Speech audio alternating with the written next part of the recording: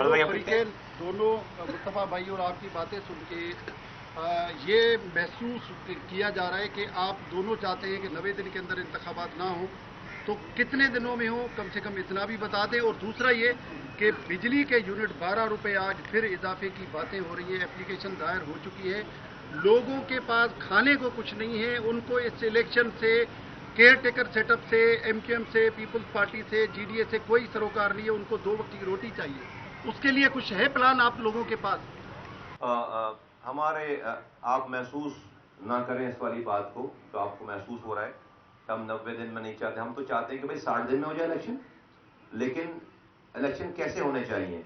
Election जो है वो सेंसस के बाद होने चाहिए थे, चूंकि सेंसस हो चुका था।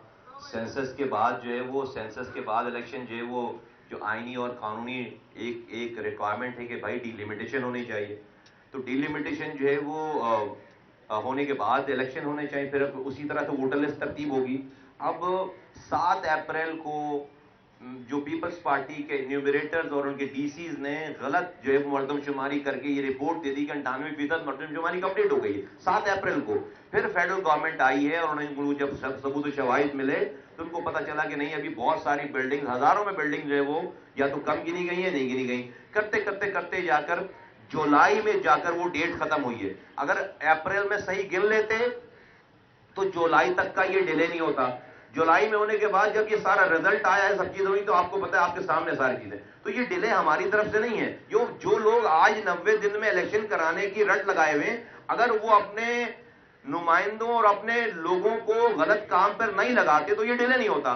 तो अगर अप्रैल में सही गिनती हो जाती, डिलिमिटेशन हो जाती, अभी हम इलेक्शन में जा रहे हो तो अक्टूबर नवंबर में, तो हम जमहूरी लोग हैं, कोई इलेक्शन से राय फरार नहीं। हमें तो इलेक्शन चाहिए, लेकिन हमें इलेक्शन फेयर एंड फ्री चाहिए, जिसके लिए तमाम लवाजमात होना बहुत जरूरी है। दूसरी बात आपने की बिजली की बिल की,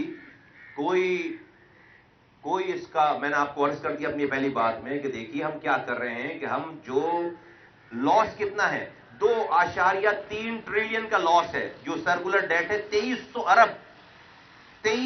अरब रुपए का लॉस है सिर्फ ये पावर सेक्टर में।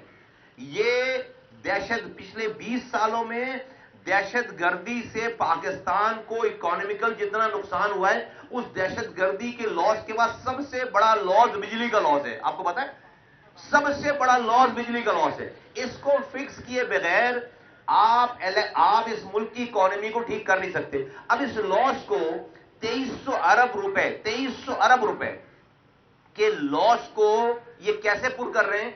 ये पुर उससे कर रहे हैं कि जो अपनी कारकर्दगी, अपनी शॉर्टफॉल को नहीं ठीक कर रहे, अपने इदारे की चोरी को नहीं खत्म कर रहे, अपनी लाइन लॉसेस को नहीं खत्म कर रहे, अपनी थेफ्ट को नहीं खत्म कर रहे, टेक्नोलॉजी नहीं लेकर आ रहे।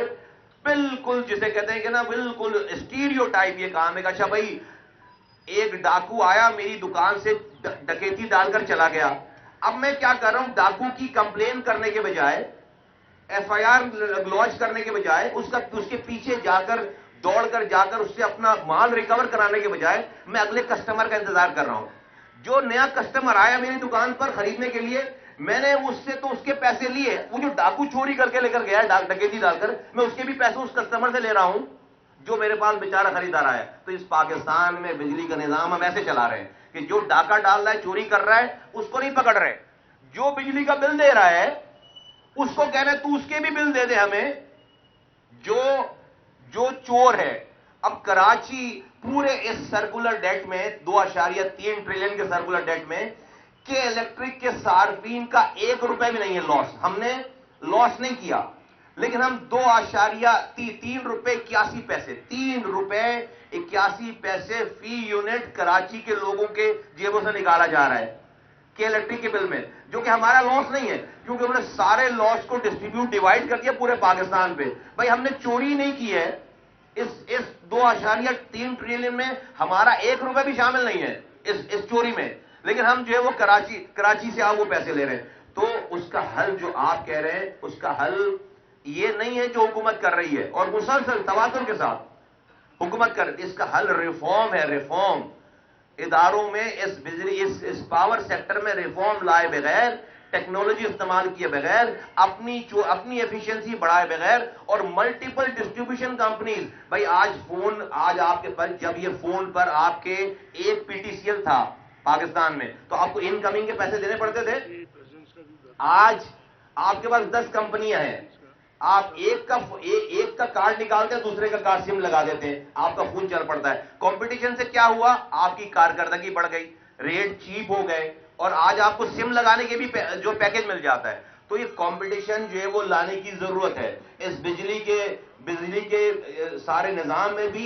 بھائی میرے پاس آپشن ہونا چاہیے اے بی سی. میں کسی کا کارڈ لگاؤں، میری بجلی کھل جائے. وہ بجلی کی کمپنی صحیح کام نہیں کر رہی، میں اس کا کارڈ اٹھاؤں پھینکوں، دوسرا کارڈ کریں. دنیا میں یہ کام ہو رہا ہے. ان ریفارمز کے بغیر آپ اس ملک کی پاور سیکٹر کو اور یہ صحیح نہیں کر سکتے. اور مائنڈ یو اگین، اس پاور سیکٹر کے لاسز کو صحیح کیے بغیر آپ پاکستان کی اکانومی صحیح نہیں کر سکتے. 2.3 ٹریلین کا لاس ہے ہر سال، 400 بلین کا لاس ہو رہا ہے. یہ ٹیررزم کے نقصانات کے بعد دوسرا بڑا نقصان ہے پاکستان کو.